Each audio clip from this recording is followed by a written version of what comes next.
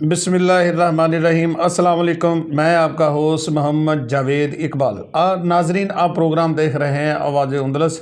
हमारे साथ आज मौजूद हैं मरूफ तजिया नगार अकरम नाज साहब, जिनसे हम जानने की कोशिश करेंगे कि मुख्तलिफ सवालात के जवाब, जिनमें नाज साहब वेलकम टू अंदलस न्यूज़।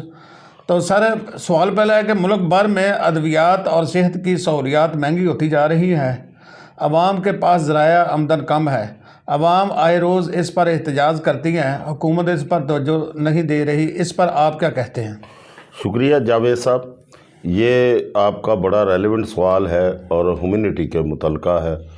और देखें, रियासत जो होती है ना, उसका फ़र्ज़ क्या है कि लोगों को तहफ़्फ़ुज़ देना, सिक्योरिटी देना, सेहत, तालीम और रोज़गार का जो है ना बंदोबस्त करना।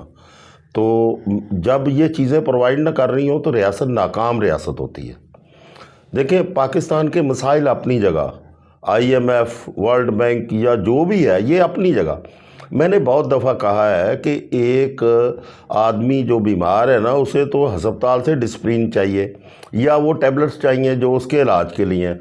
उसकी इकॉनमी, उसकी तरक्की उसी में है कि उसे दवाई मिल रही है या नहीं मिल रही। आज देखें ना, इंसुलिन लाइफ सेविंग ड्रग्स है। इंसुलिन, अच्छा वो सांस की दवाइयाँ हैं, और इसी तरह वो थी, इसके लिए वैक्सीनेशन होती थी अपना हेपेटाइटिस की, वो आज अस्पतालों में नापैद होगी। और दूसरी तरफ बड़े बड़े इश्तिहार लगते हैं, बड़े बड़े, हमने ये कर दिया, हमने फील्ड हॉस्पिटल बना दिया, हमने ये कर दिया, हमने वो।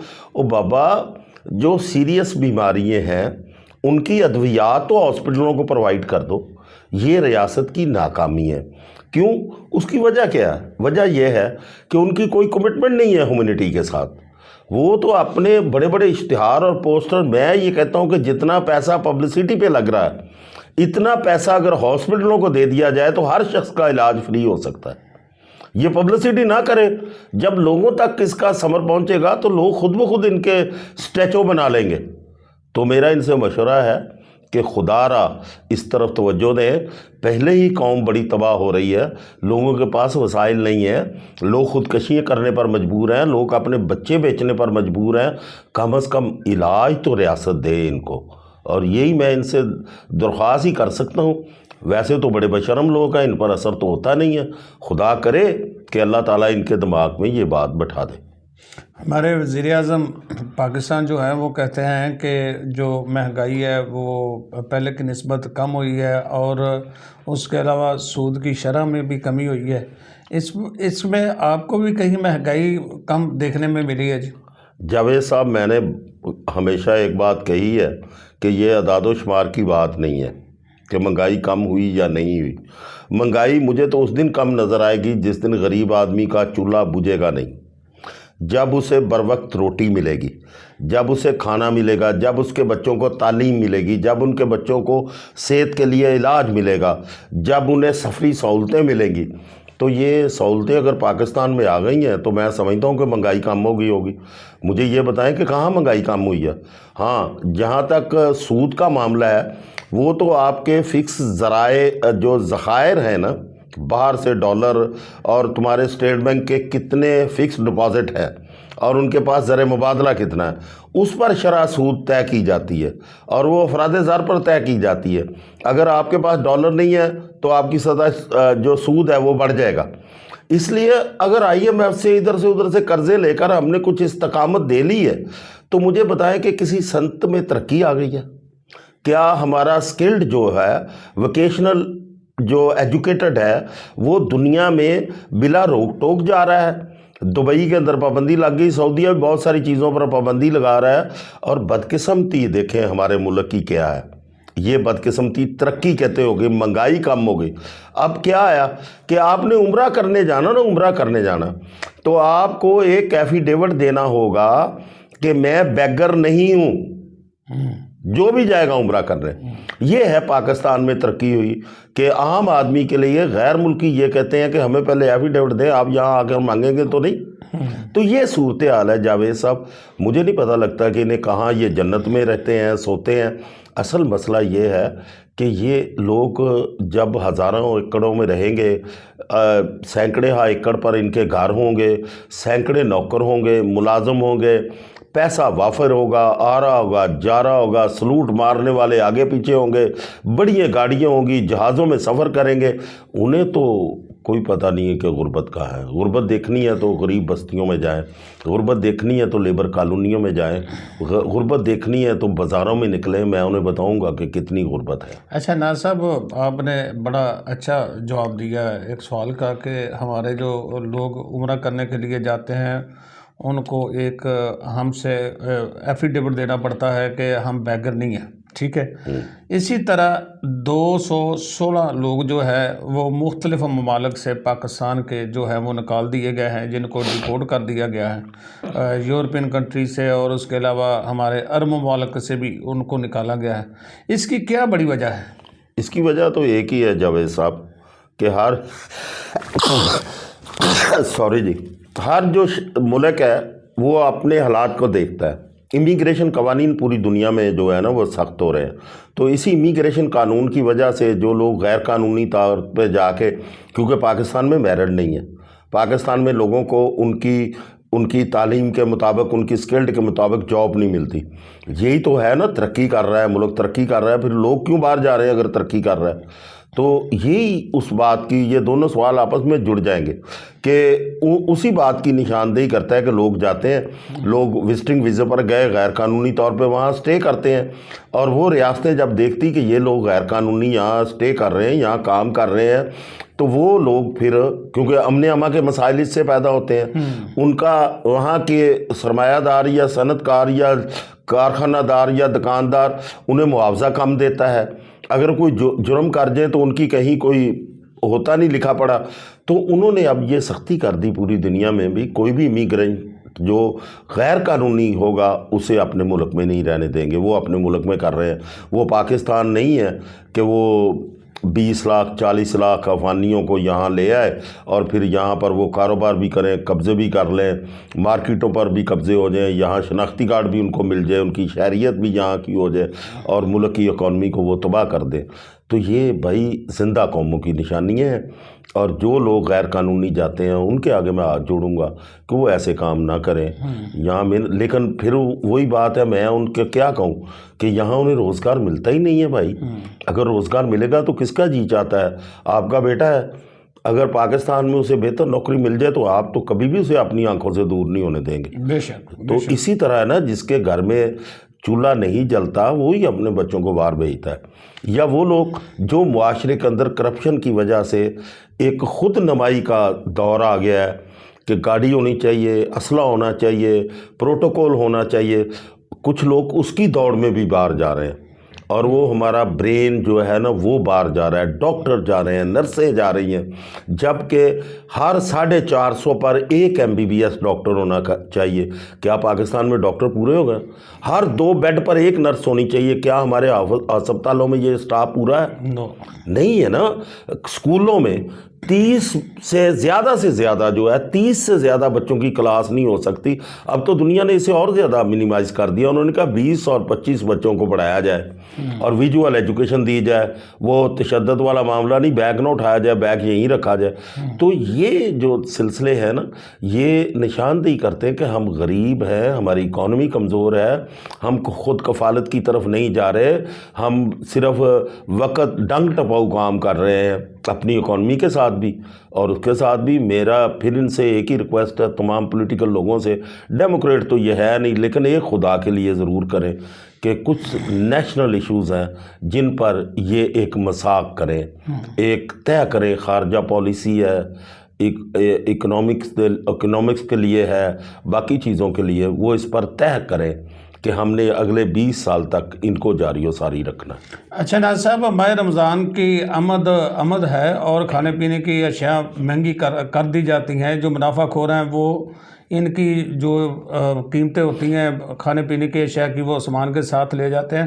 چند دنوں میں جو چینی ہے وہ 28 روپے مہنگی ہوئی ہے، اس کی کیا بڑی وجہ ہے؟ جوید صاحب دیکھیں تو آپ کے تمام سوال نے ایک دوسرے سے جڑے ہوئے ہیں. جی آپ نے کہا تھا کہ وہ کہہ رہے ترقی کر لی ہے، پھر آپ کہہ رہے تھے مہنگائی، تو آپ خود ہی بتا رہے ہیں کہ چیزیں مہنگی ہو رہی ہیں. جی اچھا، چیزیں مہنگی ہو رہی ہیں. نہیں، جب رمضان آتا ہے نا، رمضان میں آتے ہی یہ جو لوگ ہیں منافع خور، سارے سال میں چیزیں اتنی مہنگی نہیں ہوتی جتنی ماہ رمضان میں ہمارے ملک میں ملتی. سر اس کی وجہ ہے جی کہ قوانین تو ان کے لیے بنیں گے نا جو طبقہ برسر اقتدار ہوگا. تو برسر اقتدار سرمایہ دار ہے، اس کا سپورٹر ہے دکاندار، کاروباری لوگ، وہ ان پر سختی نہیں کرے گا. 1-2 ماہ میں نہیں، 15 دن میں ذخیرہ اندوزی ختم ہو سکتی ہے. 15 دن میں. اس کا کیا حل ہے؟ میں اب یہی بتانے لگا ہوں. 15 دن میں کہ ذخیرہ اندوز کو پکڑا جائے، پہلے اعلان کیا جائے کہ یہ ٹائم دیتے ہیں، ٹائم لائن کے بعد جو پکڑا جائے اس کی ساری جائیداد ضبط کر لیں، اسے سزا دے. کیونکہ اسلام یہ کہتا ہے کہ جو ذخیرہ اندوز ہے وہ ہم میں سے نہیں، ملاوٹ کرنے والا ہم میں سے نہیں. تو جب اللہ نے انہیں خارج کر دیا ہے تو وہ کسی رعایت کے مستحق کیسے؟ یہ اپنا ووٹ بینک بچانے کے لیے خصوصی طور پر ان پر سخت قوانین پر عمل کیوں نہیں کرتے؟ اور ماہ رمضان میں پھر ہم مسلمان ہیں، پھر جب ہم مثال دیتے ہیں انڈیا کی، ہم مثال دیتے ہیں کسی ہندو کی، ہم مثال دیتے ہیں کسی انگریز کی، تو پھر کہتے ہیں نہیں نہیں نہیں نہیں، یہ تو انہوں نے اسلام کو پڑھا ہے. اور بھائی انہوں نے تو پڑھا ہے، تم پر تو یہ آیا ہے، بے شک تم کیوں نہیں عمل کرتے؟ وہ چیزوں کی قیمتیں کم کرتے ہیں، وہ کرسمس پہ بھی کرتے ہیں، عید پہ بھی کرتے ہیں، ماہ رمضان میں بھی کرتے ہیں. انہیں ایک معاشرہ ترتیب دے دیا ہے جو جھوٹ سے، جو ریاکاری سے، جو فراڈ سے پاک ہے، اور ایک دوسرے کی انہوں نے انسان کو انسانی احترام سکھا دیا ہے معاشرے نے. اس لیے وہ ایک دوسرے کا احترام کرتے ہوئے کہ آج جس بھائی کے پاس نہیں ہے اسے بھی اتنے میں لے جائیں کہ وہ بھی ایسے کپڑے اپنے تہوار پر پہن سکے. لیکن یہ ذخیرہ اندوزی ہو رہی ہے، ذخیرہ اندوزی پہ قانون پر عمل نہیں ہوتا. یہ بازاروں میں جو ذخیرہ اندوز ہے، جو کاروباری آدمی ہے، حاجی نہیں لکھتا. اچھا، الحاج لکھتا ہے جاوید صاحب، الحاج.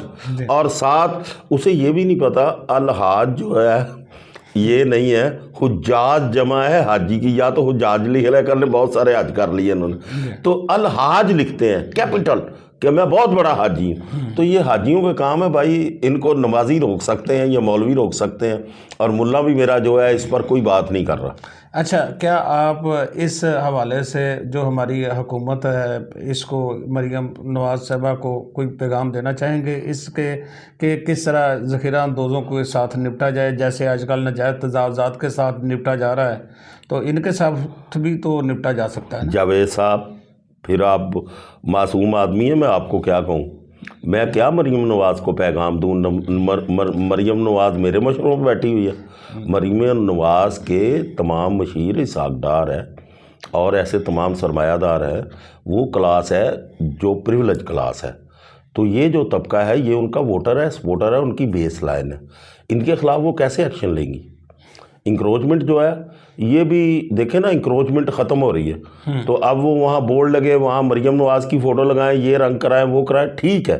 ایک کوٹ دینا چاہیے کہ یہ کلر ہونا چاہیے. یہ کیا ہوا کہ ساتھ مریم نواز کی فوٹو بھی لگے گی، یہ بھی شیڈ پہ ہوگا، یہ بھی ہوگا، یہ کلر ہوگا، یہ ہوگا، وہ ہوگا.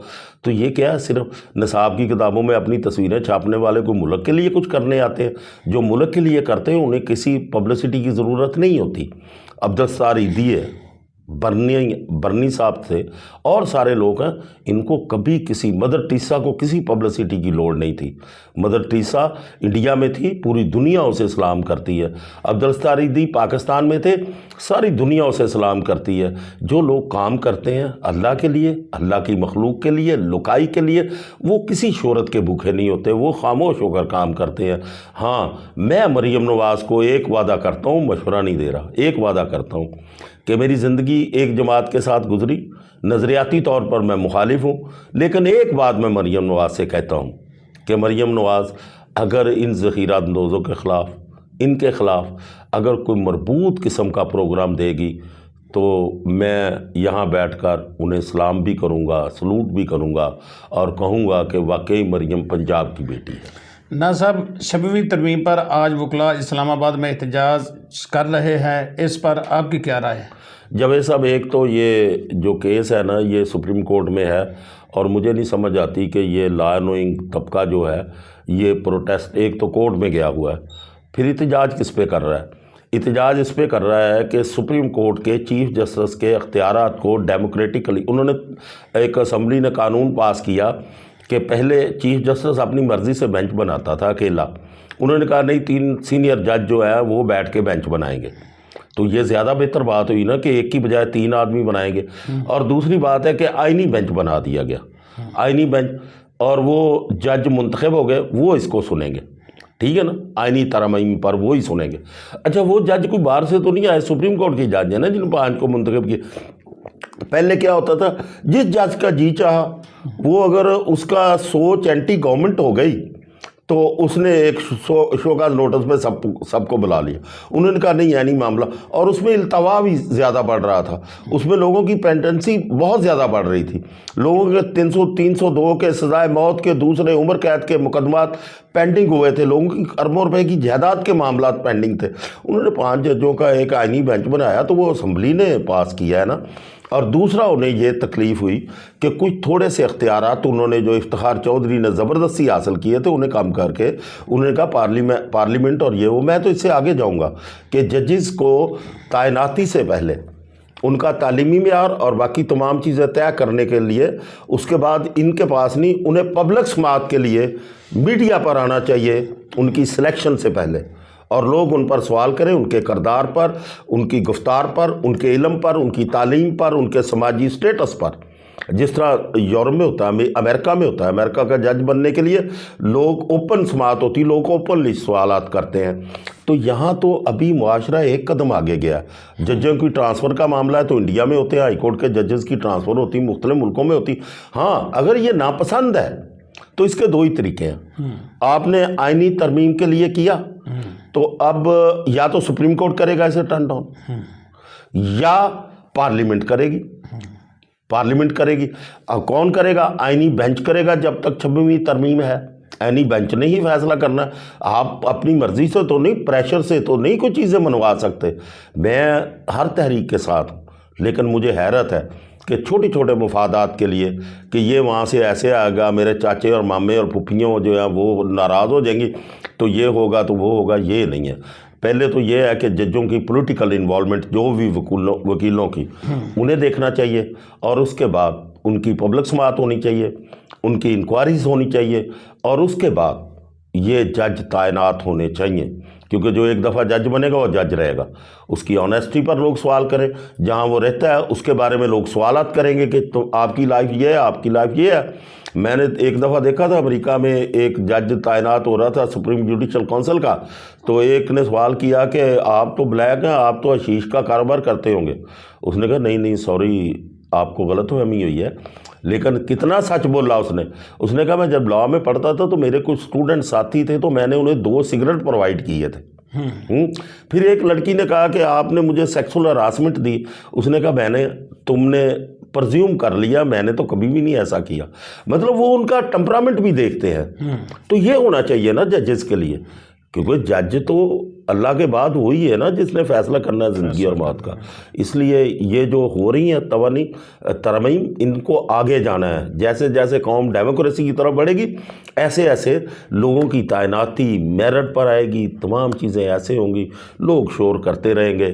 آج وکلا کو بھی تھوڑا سا اپنے انٹیلیجنسیے کا، اگر ان کے پریشر گروپ ختم ہو رہے ہیں یا ان کی لابیز نہیں آ رہی تو پھر ہم تو کچھ نہیں کر سکتے۔ لیکن یہ آئینی معاملہ ہے، عدالت میں ہے، میں اس پر زیادہ ڈیٹیل میں نہیں جاؤں گا۔ ناظرین، آج آپ نے دیکھا ہوگا کہ جو عوام ہے اور اس کے ساتھ جو ہمارے وکلاء حضرات ہیں، انہوں نے جو ہمارا نو گو ایریا ہے وہاں پر جانے کی بھی کوشش کی، وہاں پر پولیس کے ساتھ ہاتھ پائی بھی ہوئی، آج زبردست وہاں پہ ایک میدان جنگ بنا رہا ماحول جو ہے۔